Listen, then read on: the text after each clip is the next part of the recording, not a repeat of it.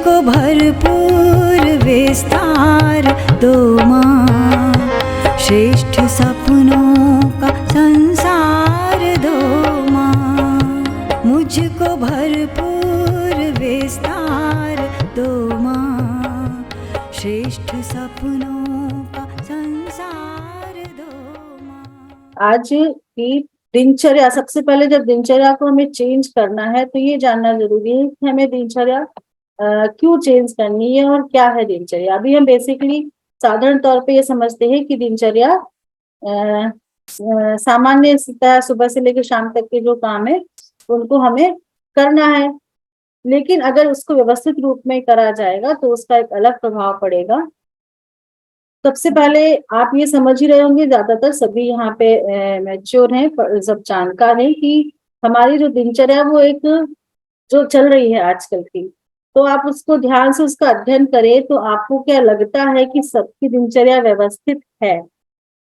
ऐसा नहीं है ना, हम कभी भी जाग जाते हैं, कभी देर तक 9 बजे तक सोने का मन कर रहा है तो 9 बजे तक, छुट्टी का दिन है तो 11-11 बजे तक आजकल लड़कियां सोती हैं। रात में 2 बज रहा है, 3 बज रहा है, रात होती नहीं है, दूसरे दिन की सुबह हो जाती है और सोने का, खाने पीने का सारा सिलसिला जो है गड़बड़ाया हुआ है। तो इसका क्या कारण है? इससे होता क्या है कि कितनी सारी बीमारियां और बहुत तमाम तरह की शारीरिक मानसिक बीमारियां आ जाती हैं।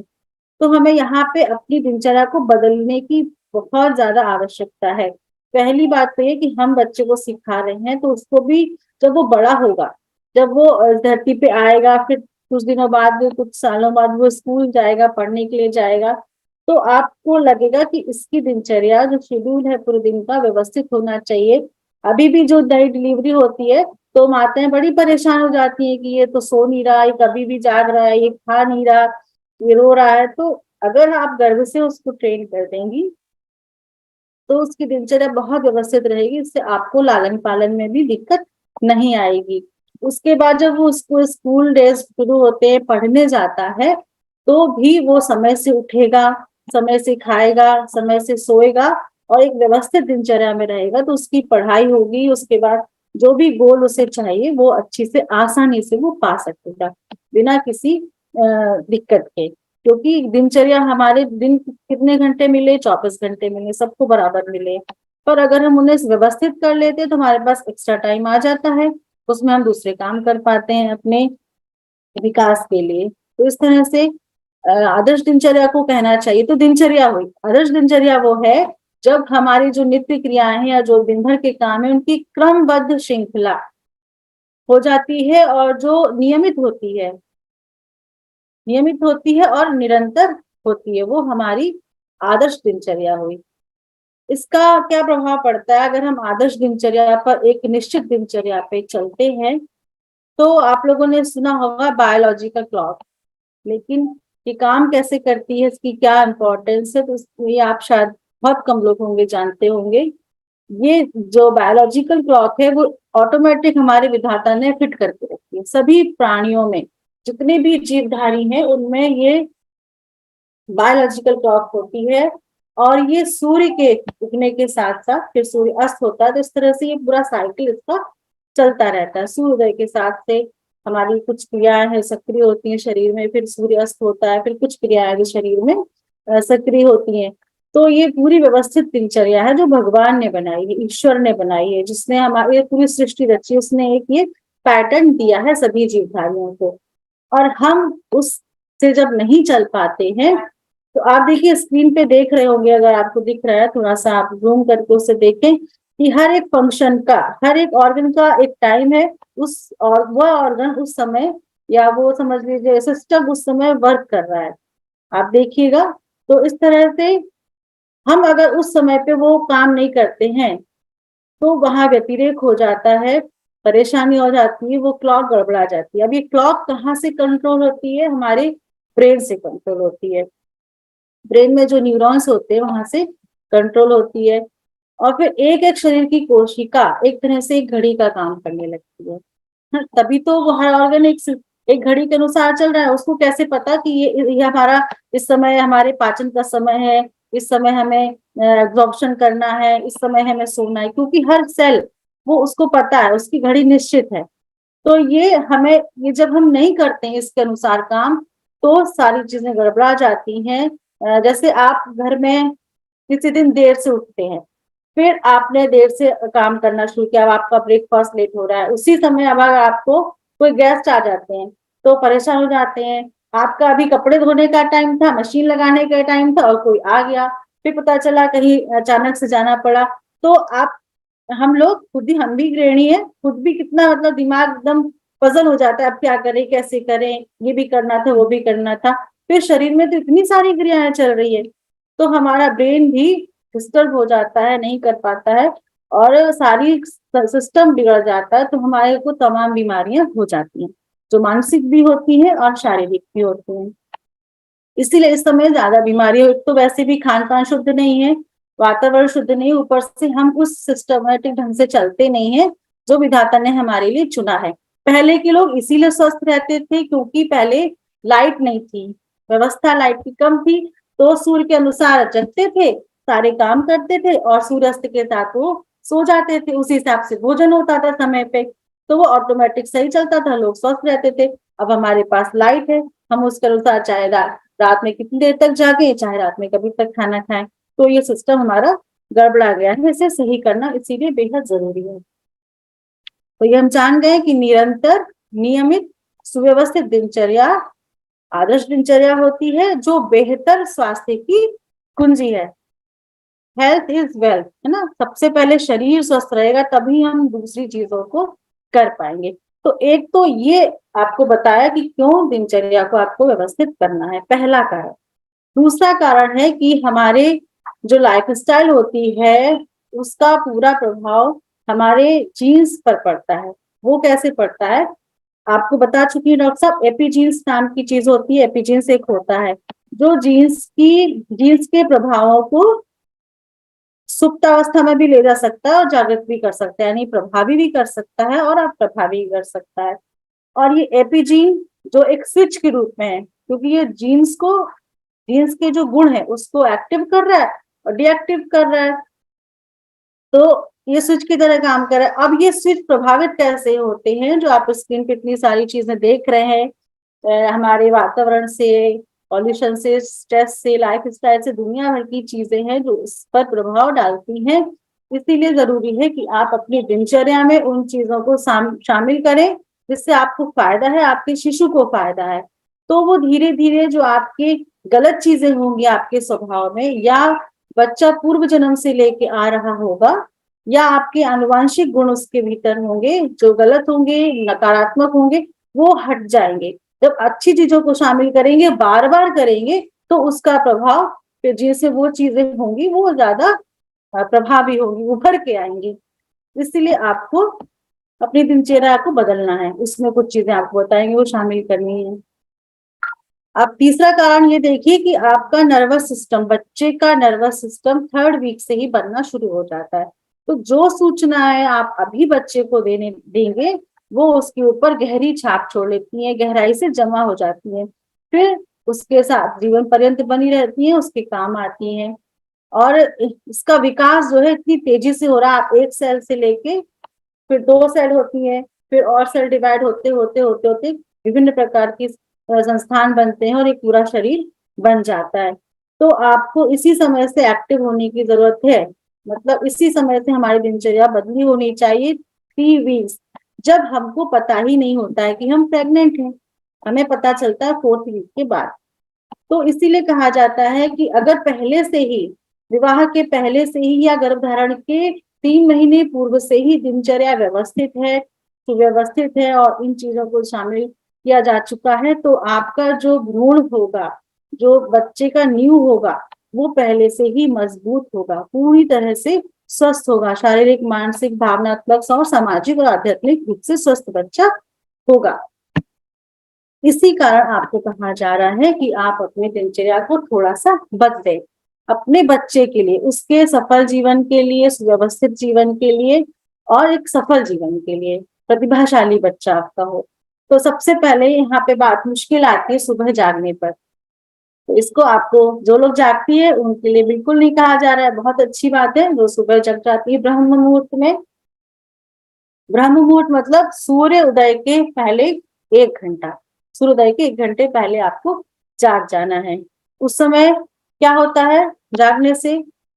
उस समय जो है सकारात्मक ऊर्जा का महासागर होता है, यानी कि जो पॉजिटिव एनर्जी होती है वो बहुत ज्यादा मात्रा में होती है। और स्थूल रूप में हम देखें तो एक तरह से वातावरण भी साफ होता है, शुद्ध होता है ना, पॉल्यूशन कम मात्रा में होता है। तो सकारात्मक ऊर्जा होती है उस समय आपको कहा जाता है कि आप जागरण करें, ध्यान करें, आप प्राणायाम करें, इस तरह की चीजें करें, प्रार्थना करें। तो वहां उस समय क्या होता है और आपको, और इसमें आप देख रहे हैं स्क्रीन पर, हार्वर्ड एक वैज्ञानिक है, उन्होंने कहा है negative ions increase the flow of oxygen to the brain, resulting in higher alertness, decreased drowsiness and more mental energy.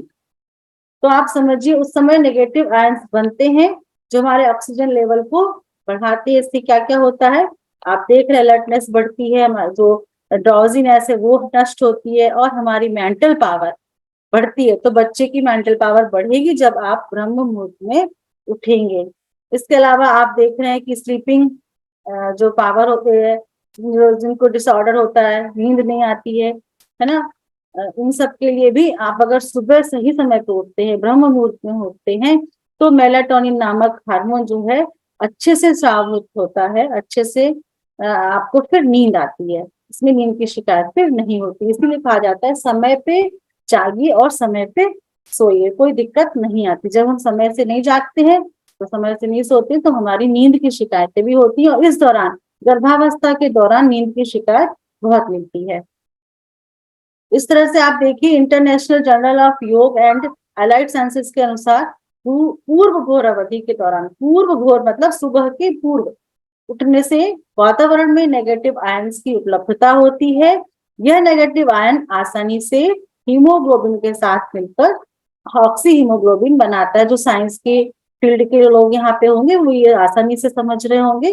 फिर होता क्या है, हमारी जो जीवनी शक्ति है, रोग प्रतिरोधक क्षमता है, वो मजबूत होती है, ऊर्जा का स्तर बढ़ता है, जो पीएच वैल्यू होता है ब्लड में, जिसका बैलेंस होना बहुत जरूरी होता है, उसके बैलेंस ना होने से कम होगा तो भी प्रॉब्लम है और अधिक होगा तो भी प्रॉब्लम है। ये आजकल बैलेंस नहीं होता है। तो हम सुबह उठेंगे, पीएच वैल्यू हमारी बैलेंस होगी। दर्द, खराश, ऐंठन, शरीर में ऐंठन आजकल बहुत होती है, इसमें राहत मिलेगी। और जो हम भोजन में खनिज, लवण और विटामिन लेते हैं, उनका अवशोषण इनके ऑक्सी होमोग्लोबिन के कारण उनका अवशोषण बढ़ जाता है। गहरी निद्रा आती है और हमारा जो स्ट्रेस होता है, अवसाद होता है, डिप्रेशन होता है, वो कम होता है और मस्तिष्क की कार्य करने की क्षमता बहुत ज्यादा हो जाती है। और स्टूडेंट्स को भी इसलिए कहा जाता है कि आप सुबह उठिए, क्योंकि इस समय जब हम याद करते हैं कोई भी चीज तो बहुत अच्छे से याद होती है। इस टाइम पे मेमोरी पावर बहुत अच्छी हो जाती है। उसके बाद आपको दूसरा काम ये करना है, जब आप जागे तो सबसे पहले आप आत्मबोध की साधना करें। जैसे कहा जा रहा है जब आप सुबह उठते हैं तो ऐसा अच्छा वातावरण होता है, प्लस आप जब उठते हैं तो जागने के बाद वो जो 10 मिनट का समय होता है तत्काल वाला, उस समय हमारे मस्तिष्क की ग्रहणशीलता बहुत ज्यादा होती है, सबसे हाई लेवल पे होती है। उस समय हमें अपने स्वयं के बोध की बात करनी चाहिए और ईश्वर से प्रार्थना करनी चाहिए। और उस समय हमें ये समझना चाहिए, स्वयं को जानना चाहिए कि जो मुझे और भगवान का आभार क्यों देना है कि ये मेरा नया जन्म है, क्योंकि रात में सोए थे, नहीं पता अगर वहीं से चले जाते भगवान जी के पास, सुबह आंखें ना खुलती तो आभार प्रकट करें कि भगवान ने हमें नया जन्म दिया है। तो हम अब इस जन्म को, यानी जो आज की जो पूरा हमें दिन मिला है, उसको हम बहुत अच्छे से बिताएंगे, अच्छे काम करेंगे, किसी के ईर्ष्या द्वेष के भाव नहीं रखेंगे, समय को बर्बाद नहीं करेंगे, अच्छी चीजों को ग्रहण करने में हम इस समय को बिताएंगे। और आपको जो दिनचर्या दी गई है, आपको जो काम करने हैं, आपके जो जॉब के काम है या घरेलू काम है, उनके साथ साथ आपको जो बच्चे को जन्म दे रही है, 9 महीने बच्चा आपके पेट में, उसके लिए आपको दिनचर्या में क्या क्या शामिल करना है जो आपको यहाँ बताया जा रहा है, उसकी भी एक लिस्ट बना लें। उस समय लिस्ट बनाने से वो हमारे ब्रेन को याद रहती बहुत देर तक, हम इसको फिर फॉलो अच्छे से कर पाते हैं। एक बात तो ये हो गई। और इससे क्या होगा, आपकी इंट्रापर्सनल इंटेलिजेंस भी बढ़ेगी। ठीक है, इंट्रापर्सनल इंटेलिजेंस 3 इंटेलिजेंस में इंपॉर्टेंट है, इंट्रापर्सनल, इंटरपर्सनल और म्यूजिकल। हार्वर्ड गार्डनर ने हमें 9 इंटेलिजेंस बताई है, उनमें से 3 बहुत यूजफुल है, बहुत आवश्यक है। हर इंटेलिजेंस को उभारने के लिए, बढ़ाने के लिए इन तीनों की आवश्यकता होती है। तो आप ब्रह्म मुहूर्त में उठेंगे, आपकी काइनेस्थेटिक इंटेलिजेंस बढ़ेगी, और इससे आपकी इंट्रापर्सनल इंटेलिजेंस बढ़ेगी प्रेयर से भी, और आत्मबोध की साधना करने से। ठीक है, इसके साथ साथ इंटरपर्सनल भी बढ़ेगी, क्योंकि आप जो ईश्वर से वार्तालाप कर रहे हैं स्वयं के लिए, उसमें आपकी इंटरपर्सनल इंटेलिजेंस भी बढ़ेगी। इसके साथ साथ लिंग्विस्टिक इंटेलिजेंस भी बढ़ेगी। अब आपको क्या करना है, इसके बाद जागरण गीत कोई आप एक सोच के रख लीजिए, जागरण गीत, कोई अच्छी सी प्रार्थना जिसमें प्रेरणा मिल रही हो, उसको आप चला लिया करें उठते के साथ। मोबाइल सबके पास है, मोबाइल में रख लें, लेकिन मोबाइल को दूर ही रखना है आपको। मोबाइल को अपने करीब नहीं रखना है रात में, कि आप सिरहाने रख के लेट गए या पेट के पास रखा है मोबाइल। आप थोड़ा दूर पे टेबल पे उसको रखें, और सुबह आप प्रेयर चला लें और दूर रख दें, सुने आराम से। उसके भावों पे चिंतन करें, जो शब्द हैं, प्रेरणाएं हैं, उस पर चिंतन करेंगे, और बच्चे तक वो भाव आप ले जाने का प्रयास करेंगे। क्या होती है प्रार्थना से, आप देख रहे हैं यहाँ पर हर्बर्ट बेंसन का एक रिसर्च भी उन्होंने किया था, कि 2 ग्रुप में मरीजों को उन्होंने बांट दिया। एक मरीज को उन्होंने प्रेयर सुनानी शुरू करी, जिनको विश्वास था भगवान पे, और उनको प्रेयर प्रेयर होती थी, प्रेयर का प्रभाव उन पे ये हुआ कि 80% जो है पेशेंट ठीक होने लगे, ज्यादा स्पीड से, ज्यादा जल्दी इम्प्रूवमेंट उनमें हुआ। और जिनको केवल दवाइयों के भरोसे थे, उनका इम्प्रूवमेंट उनसे पीछे रहा। तो ये प्रेयर की रिसर्च उन्होंने की, प्रार्थना में इतना ताकत है, एक तरह से वो एक डोज का, एक दवाई का काम करती है। हमारी विचार, भावनाएं, जीवन शैली एवं दृष्टिकोण को दूषित ऊर्जाओं, नकारात्मक और निषेधात्मक तत्वों से मुक्त कर परम पावन ऊर्जा, जो ईश्वरी ऊर्जा है, जो एक भगवत चेतना है, ब्रह्म है, जो पावर है इस संसार को चलाने वाली, उससे हमें कनेक्ट करती है। ठीक है, ये बात आपको करनी ही करनी है। इसमें ज्यादा समय नहीं लगता है, मुश्किल से 5 मिनट।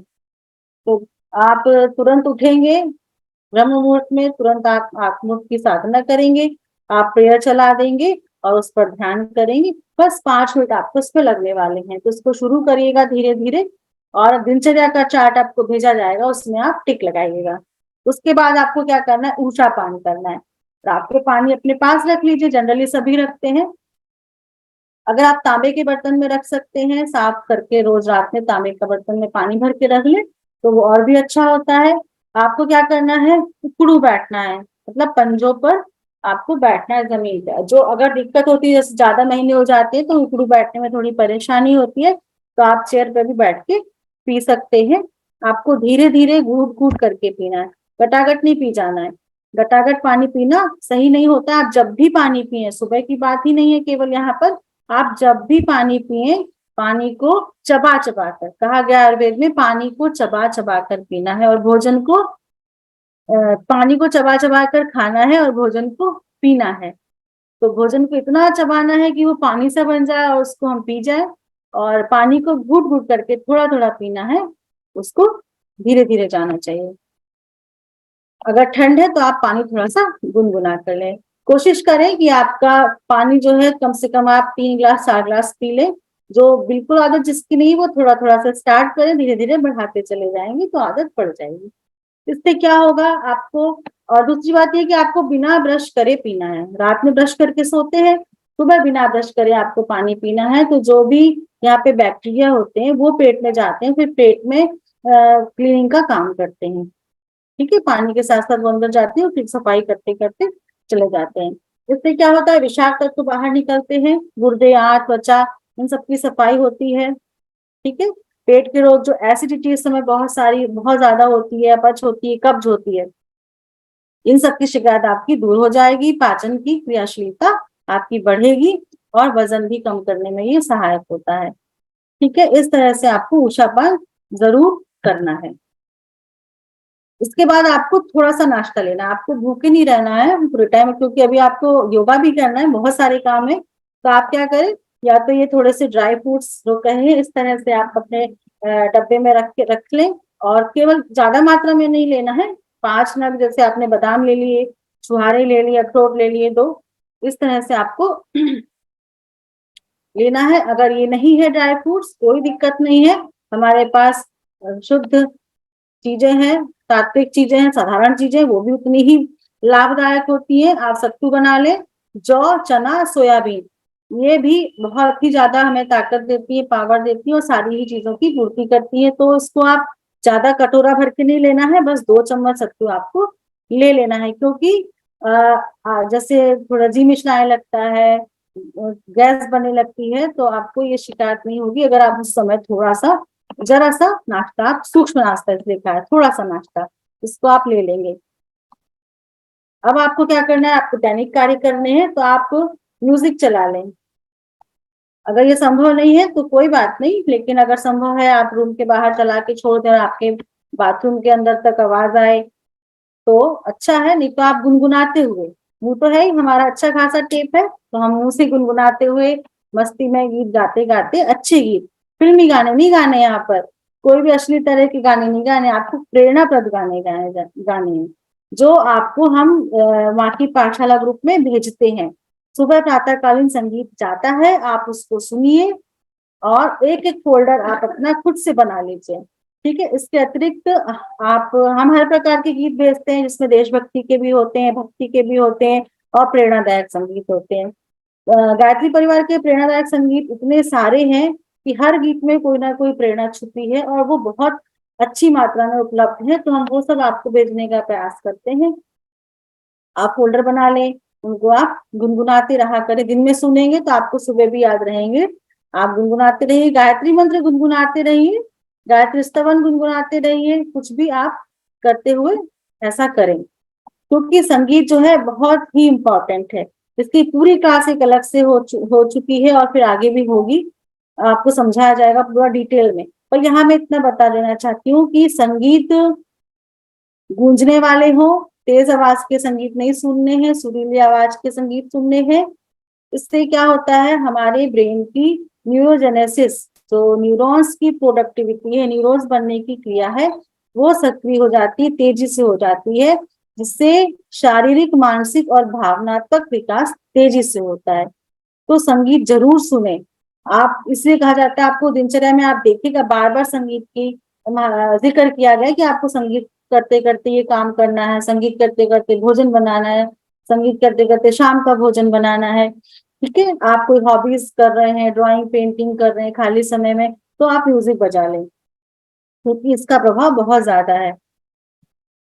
इसके बाद आप देखिए, यहाँ पे भी लिखा है ना, वाद्य संगीत के साथ योगासन, तो योगा की क्लास में जुड़े, वहां पे आप योगा करें। सुबह 6 से 7 बजे तक योगा चलती है। योगा का लिंक आपको संडे रात से ही भेजना शुरू कर दिया जाता है, मंडे टू फ्राइडे, ठीक है। उसमें आप योगा अवश्य करें। दीदी अर्चना दीदी है, बहुत ही अच्छे से समझा के योगा कराती हैं, और जितने लोग जुड़े हैं उनको बहुत ही ज्यादा फायदा योगा से हुआ है। आपकी डिप्रेशन चला जाता है, आपको बहुत हल्कापन महसूस होता है। सभी बहनें जो जुड़ती थी रेगुलरली, उनका ये अभी तक कहना है कि हमें पता ही नहीं चला कि हम प्रेग्नेंट हैं, इतना हल्कापन उनको महसूस हुआ।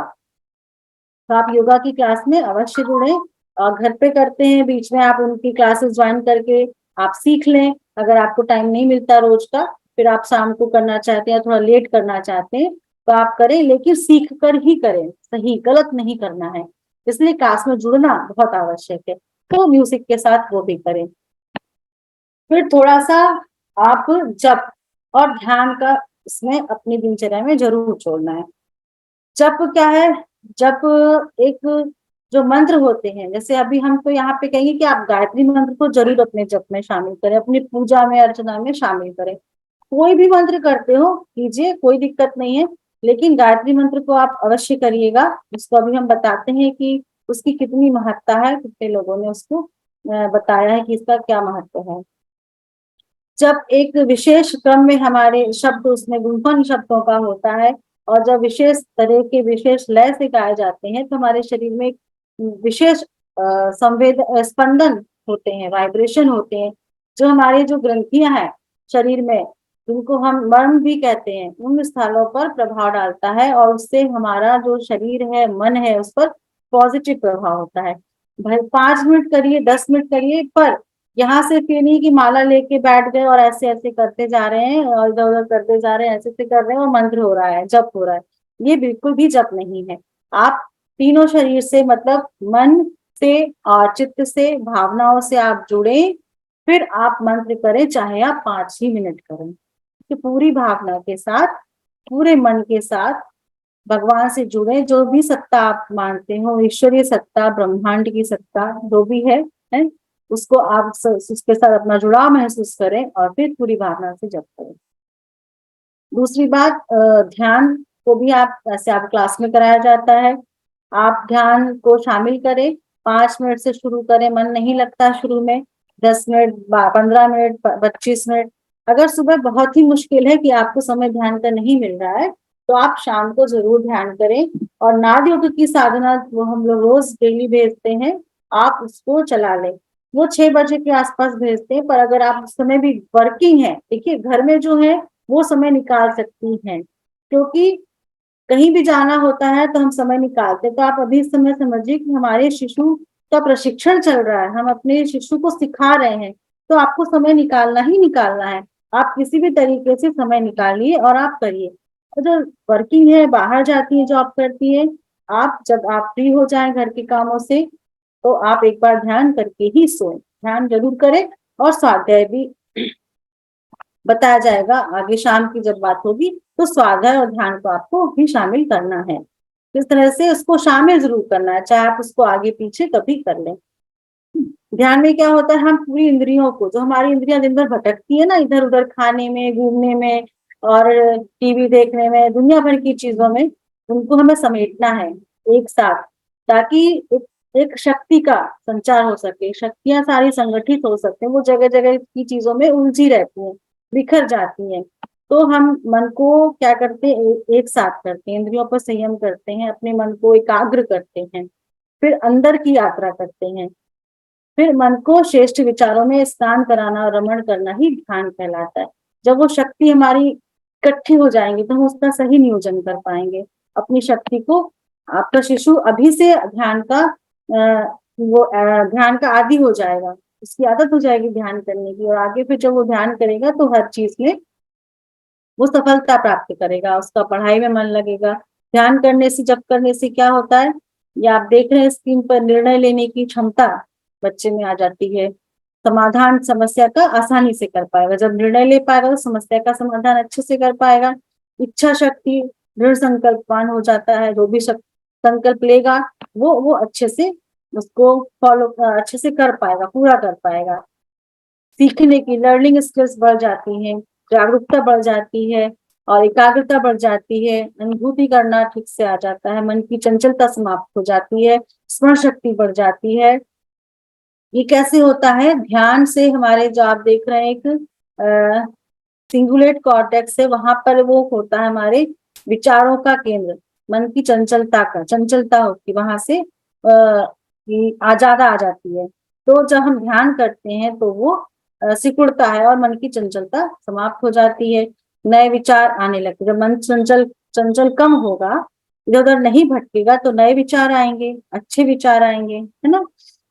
और एक आप देख रहे हैं नीचे अमाइगडाला, ये भी सिकुड़ जाता है यहाँ पर। ये डर, तनाव, चिंता, इन सब का केंद्र होता है, इसकी ग्रंथि होती है। तो जब ये सिकुड़ जाता है तो फिर इससे हमें डर नहीं होता, किसी प्रकार की चिंता नहीं होती है, तनाव नहीं होता, स्ट्रेस का आजकल बहुत समस्या है, तो ये सब कम हो जाती है। हिप्पोकैम्पस का साइज बढ़ जाता है, तो स्मरण शक्ति, सीखने की क्षमता, ये सारी चीजें बढ़ती। इसलिए आप इसको ऐसा ना समझे कि जप और ध्यान कोई धार्मिक प्रक्रिया है, यानी कि सिर्फ पूजा पाठ कर्मकांड की प्रक्रिया। इसका वैज्ञानिक प्रभाव है, और हमारा जो भारतीय धर्म संस्कृति है वो पूरी तरह वैज्ञानिक तथ्यों पर आधारित है। इसको हम समझ नहीं पा रहे हैं, उसको समझिए, इसकी वैज्ञानिकता को समझिए और अपनी दिनचर्या में इन चीजों को शामिल करिए। ये देखिए, ये रिसर्च MIR की रिपोर्ट्स हैं, इसमें ध्यान और जप करने के बाद देखिए मस्तिष्क का आकार कैसे धीरे धीरे बढ़ता चला गया, है ना, ग्रे मैटर बढ़ता चला गया। इस तरह से ये नीचे आप वैज्ञानिक देख रहे हैं, हार्वर्ड स्टैंडर्ड ने कहा है कि जो गायत्री मंत्र है, मैं गायत्री मंत्र का अब यहाँ पे महत्व बता रही हूँ आपको, कि गायत्री मंत्र जरूर शामिल करें, क्योंकि उसमें बहुत ज्यादा क्षमता है, सबसे ज्यादा पावरफुल गायत्री मंत्र है। इनका कहना है कि 1,10,000 साउंड वेव्स पर सेकेंड की होती है, जो कि सबसे ज्यादा हाईएस्ट है, जितने मंत्र हैं उनमें सबसे ज्यादा हाईएस्ट है, तो इसलिए ये मंत्र बहुत पावरफुल है। गायत्री मंत्र की क्लास बस अभी पिछले ही दिनों हुई थी, और हमारी दीदी ने, शिखा दीदी ने बहुत डिटेल में समझाया था कि गायत्री मंत्र का प्रभाव कैसे पड़ता है शरीर पर, भिन्न भिन्न हिस्सों पर कैसे पड़ता है और हमें कैसे करना है। इसके अतिरिक्त संस्कृत की बात आपसे करी कि कॉग्निटिव फंक्शन, जो सीखने और स्मरण करने की शक्ति होती है, वो बढ़ती है। तो मंत्र हमारे संस्कृत में होते हैं, गायत्री मंत्र भी संस्कृत में है। इसी तरह से रामाचार्य ने और हमारे कॉस्टलर ने भी रिसर्च किया है कि गायत्री मंत्र में जो है 1000 एटॉमिक बम की ताकत होती है, इतना पावरफुल है। इस तरह से बहुत सारी रिसर्च हुई है, और एम्स की रिसर्च अभी भी एक बार आप यहाँ पे क्लास में भी दिखाई गई थी गायत्री मंत्र की, तो बहुत ज्यादा इम्पोर्टेंट है, आप उसको जरूर शामिल करिए। गायत्री मंत्र का लेखन भी कर सकते हैं, गायत्री मंत्र का जप करें, आप गायत्री मंत्र का बॉक्स आता है वो चला लें, या मोबाइल में चला लें, और साथ साथ परम पूज्य गुरुदेव परम वंदनीय माता जी की आवाज में है वो चलते रहेंगे, साथ साथ आप भी मानसिक जप करते रहेंगे। और गायत्री मंत्र का प्रभाव इस तरह से पूरे हमारे चक्र हैं, कुछ लोग जानते होंगे, इसको अब हम ज्यादा डिटेल में नहीं यहाँ पर बताएंगे। ये हमारे चक्र होते हैं जो विभिन्न संस्थानों से, जो हमारे सिस्टम्स हैं बॉडी के, उनसे जुड़े होते हैं, और उनको सक्रिय करते हैं, विकसित करते हैं, शुद्धिकरण करते हैं, और इससे पूरा शरीर हमारा स्वस्थ हो जाता है। फिर आपको प्राणायाम, हालांकि योग में ही योग ध्यान प्राणायाम हो जाता है, उस क्लास में अगर आप जुड़ेंगे तो आपकी तीनों चीज कवर हो जाएंगी और रेगुलर हो जाएंगी, इसलिए आपको क्लास में जुड़ने के लिए भी कहा जा रहा है। प्राणायाम, प्राणों का आयाम, तो ऑक्सीजन तो हम लेते हैं, सिंपल है, वो तो हम ऐसे भी जीवित हैं, लेकिन ऑक्सीजन लेने से आप देखिए कोई दुर्बलता है, कोई सीढ़ी नहीं चढ़ पा रहा है, दौड़ नहीं पा रहा है, देखने में दुर्बल लग रहा है, लेकिन तो उसका क्या मतलब है, उससे प्राण उड़ जाता है।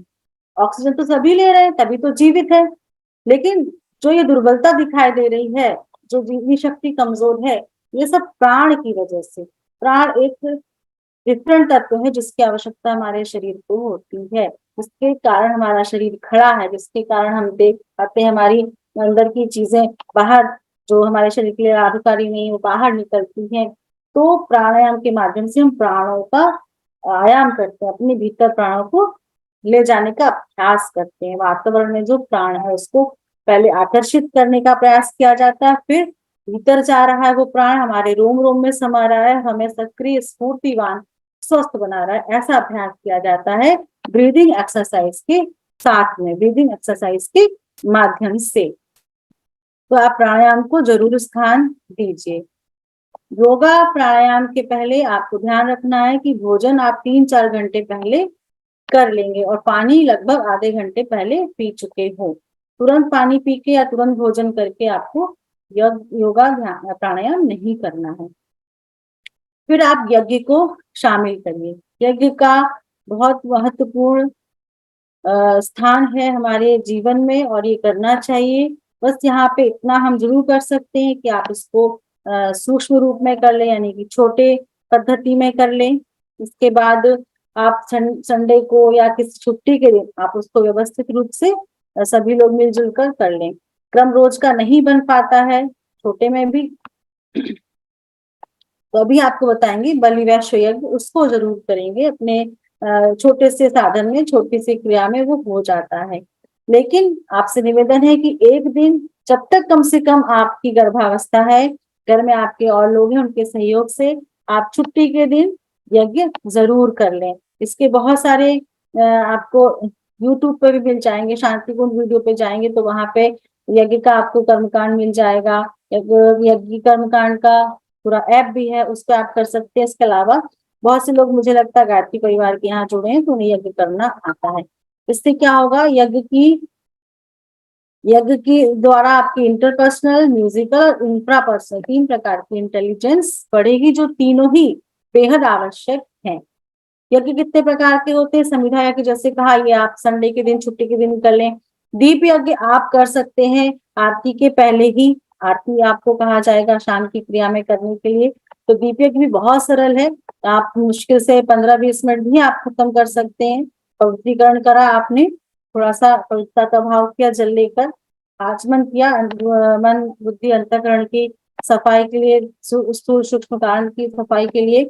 और उसके बाद आपको कुछ नहीं करना है, भगवान का ध्यान करके आप 1 दीपक जलाइए अथवा 5 दीपक जलाइए और 24 बार गायत्री मंत्र आप कर लीजिए, सभी लोग बोल बोल के, जितने भी परिवार में लोग हैं 24 बार। अगर 24 बार तो कर ही ले, अगर कोई दिक्कत है किसी वजह से तो आप 11 बार भी करके, 12 बार करके भी आप समापन कर सकते हैं। बलि वैष्णोदेव यज्ञ की आपको बात कर रहे थे, इसको आप जरूर करना है, क्योंकि जब आपको आहार की कक्षा होगी तो भी इसका महत्व बताया जाएगा, क्योंकि इससे भोजन संस्कारित होता है और आपका घर का वातावरण संस्कारित होता है, जिसकी आपको अभी बहुत आवश्यकता है।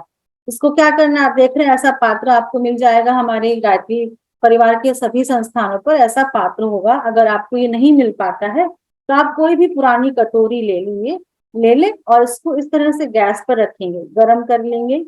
इसके साथ ही जो भोजन आपने बनाया होगा, उस भोजन से बिना नमक का भोजन, चावल रोटी जो भी है, उसको आप ले, तोड़ लें अच्छे से, उसमें गुड़ डाल लें, थोड़ा सा घी डाल लें, मिक्स कर लें, फिर 5 आहुतियां गायत्री मंत्र पढ़ के आपको इसमें देनी है। भाव करना है कि ये ईश्वर को प्रसाद दिया जा रहा है। इसके अतिरिक्त 5 आहुतियां और दी जाती हैं, जैसे हम इदम नमन के भाव से आहुति देते हैं गायत्री मंत्र का भाव, एक आहुति हम देते हैं ब्रह्म के लिए, दूसरी ऋषि के लिए, देव के लिए, ब्राह्मण के लिए और नर के लिए। ठीक है, ये 5 आहुतियां इस भाव से दी जाती है। फिर जो भी प्रसाद आपकी आहुतियों देने के बाद जो अगर बचता है, उसको आप आपस सभी को बांट दें, थोड़ा थोड़ा, थोड़ा सा ही लिया जाता है। अगर इतना भी आप नहीं कर पाते, कहीं कहीं ये होता है कि भोजन सुबह नहीं बन पा रहा है, साफ भोजन नहीं बन पा रहा है, तो आप एक छोटे से बर्तन में पहले से गुड़ को फोड़ कर रखें, थोड़ा घी मिलाकर रखें और सुबह आप ऐसे मंत्र के साथ, भावना के साथ में आहुतियां दे दीजिए, है ना। ये बहुत सरल है, इसमें बिल्कुल भी देर नहीं लगने वाली है। तो इनमें से आप यज्ञों को शामिल करें, किसी ना किसी प्रकार से तीनों को जोड़ने का प्रयास करें अपने समय के अनुकूल। ठीक है, गर्भ पुष्टि यज्ञ भी आप इसी में, मतलब उसकी गर्भ की हवन सामग्री होती, उसकी विधि हम आपको भेज देंगे माँ की पाठशाला ग्रुप पर। अब होता क्या है यज्ञ से, यज्ञ में मंत्र होते हैं, यज्ञ में यज्ञ की अग्नि होती है, और हम जो औषधियां डालते हैं हवन सामग्री के रूप में, वो औषधियां होती हैं। तो जब ये तीनों मिलके, औषधियों का धूम, मंत्र की शक्ति, यज्ञ की ऊर्जा, तीनों मिलके हमारे ऊपर, हमारे गर्भस्थ शिशु के ऊपर सकारात्मक हार्मोन बनाते हैं, सकारात्मक प्रभाव डालते हैं। ठीक है, सकारात्मक हार्मोन्स बनते हैं तो बच्चा स्वस्थ होता है और उसका सभी प्रकार का विकास होता है, उसका सामाजिक विकास होगा, उसका आध्यात्मिक विकास होगा और मानसिक रूप से वो स्वस्थ होगा। ठीक है, तो आपसे निवेदन है कि यज्ञ को किसी न किसी प्रकार शामिल जरूर करें। अब आप नाश्ते में अपने अंकुरित अन्न को जरूर लीजिए। इसमें आप देखिए क्या क्या लेना है, इसको आप स्क्रीनशॉट ले लीजिए, जब आहार की क्लास होगी तो भी आपको इसको बताया जाएगा। ठीक है, तो मूंग, चना, मूंगफली, मेथी जरूर लें, अजवाइन जरूर लें। मेथी बहुत ज्यादा मात्रा में नहीं, थोड़ी सी डालनी है। अजवाइन आपको गैस्ट्रिक प्रॉब्लम वगैरह होती है इसलिए लेना है। काला नमक भी आपको इन्हीं सब चीजों में फायदा करेगा, तो आप इसको स्क्रीनशॉट ले लीजिए।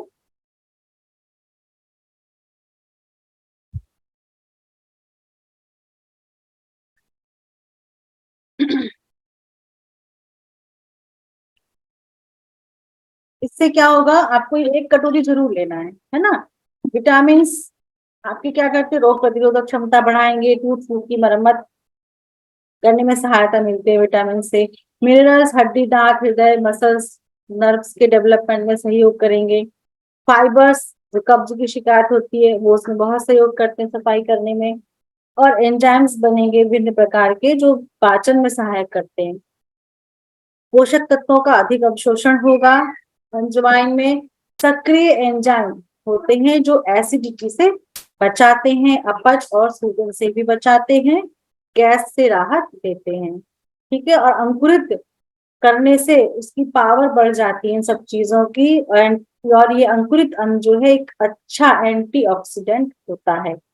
तो इसको आपको जरूर लेना है। सुबह सुबह नहीं ले पाए तो आप शाम को ले, लेकिन सुबह ले लेंगे तो ज्यादा अच्छा होगा। ठीक है, अन्न में अंकुरण की 500 गुना विटामिन को बढ़ा देता है जो अंकुरण होता है, 500 गुना। इसीलिए अंकुरित क्या हुआ। और मेरे ख्याल से आजकल सभी हेल्थ कॉन्शियस हैं, ज्यादातर लोग इसको लेते भी होंगे। तो इस तरह से आपने देखा हमारी प्रातः कालीन दिनचर्या में आपको किन चीजों को शामिल करना है। कुछ चीजें हो सकता है आप लोग करती हो, कुछ चीजें ऐसी हो जो आप अब तक ना कर पाती हो। तो अगर आपने उनकी वैल्यू को आज समझा है तो आपसे रिक्वेस्ट है कि उनको शामिल करिए। शामिल करिए, आपसे नहीं कहा जा रहा है कि कल ही आप सारी चीजों को कर लेंगे, एकदम से तो कुछ भी नहीं होता। आप एक एक चीज को ले। जैसे आपकी सुबह उठने की आदत नहीं है, आप मान लीजिए 7 बजे उठती हैं, तो एकदम से तो आप 5 बजे शायद ही उठ पाएंगी। तो धीरे से आप 6:30 का अलार्म लगाइए, फिर आप 6 का अलार्म लगाइए कुछ दिन बाद, फिर आप 5 का अलार्म लगाइए, 5:30 का लगाइए, 5 का लगाइए। ऐसे आप खुद से धीरे धीरे उसको पीछे करते जाइए। पर यहाँ संकल्प लेने की आवश्यकता है। माँ कुछ भी करती है, बच्चे के लिए कुछ भी कर सकती है, यही कहा जाता है और करती भी है हर प्रकार से। जब आपका बच्चा बाहर आएगा तो आप निश्चित रूप से आप अपने बारे में हर कुछ भूल जाएंगे कि आप कब सो पा रही हैं, कब आप खा पा रही हैं, खा भी पा रही है कि नहीं खा पा रही है, कुछ भी नहीं कर पाएंगी, है ना। तो अभी से आप समझ लीजिए कि बच्चे को अगर आप ट्रेन कर देंगी तो बाद में आपको पालने में सुविधा होगी। प्लस अभी से इन चीजों को शामिल करेंगी तो आपका बच्चा पूरी तरह से स्वस्थ होगा और उनमें दिव्य गुण आएंगे। और वो इन सब चीजों को बाद में अपनाएगा और फिर वो स्वस्थ रहेगा ऑटोमेटिक, है ना। वो करने लगेगा, फिर उसकी एक ये आदत बन जाएगी, उसके जीन्स में आ जाएगा, क्योंकि आपने रेगुलर किया, एपीजीन्स ने अपना काम किया। ठीक है, तो उसके जीन्स में वो चीज आ गई, फिर उसके आगे वाली पीढ़ी और इम्प्रूव होगी। इस तरह से धीरे धीरे ये विकास की ओर चल पड़ेगा। तो आप अभी से सोचें कि अभी आपका बच्चा आपके साथ है और ये आपको करना है, तो आप में हिम्मत आएगी, ताकत आएगी, संकल्प आप कर पाएंगे और उसको सार्थक भी कर पाएंगे। ठीक है, फिर आप उषा पान में तो कोई दिक्कत है ही नहीं। योगासन की क्लास में जुड़ेंगे, जब सुबह आप जग जाएंगे जल्दी तो आपके ये सारे काम हो जाएंगे। इसमें जो जॉब पे जाती है उनको भी समस्या नहीं आने वाली है, क्योंकि जब हम उठते ही 3 घंटे बाद हैं तो फिर सारे काम रह जाते हैं। केवल हम तैयार होके किसी तरह भाग के केवल जा पाते हैं, कुछ उसके अलावा हो नहीं पाता है। तो आप इन चीजों को शामिल करिए, खुद को स्वस्थ करिए और अपने बच्चे के भावी जीवन को व्यवस्थित करिए, सफल करिए ना। तो व्यवस्थित होगा तो सफल जरूर होगा। तो इसी के साथ आज हम इतना ही जानेंगे कि हमें प्रातः काल इन चीजों को शामिल करना है। उसके आगे की क्लास में हम आगे की बात करेंगे।